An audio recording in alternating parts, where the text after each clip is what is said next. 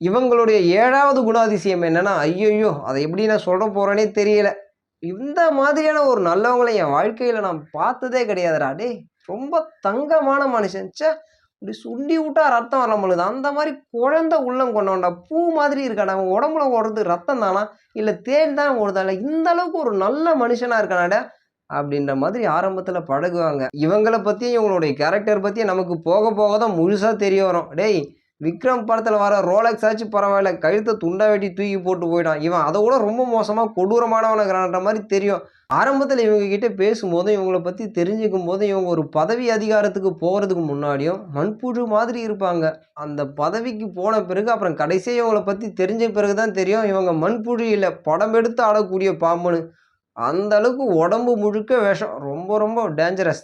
இந்த மாதிரியான மக்கள் ரொம்ப ரொம்ப ஆபத்தான மக்கள். இவங்களுடைய மனசு மட்டும் கல் இல்ல.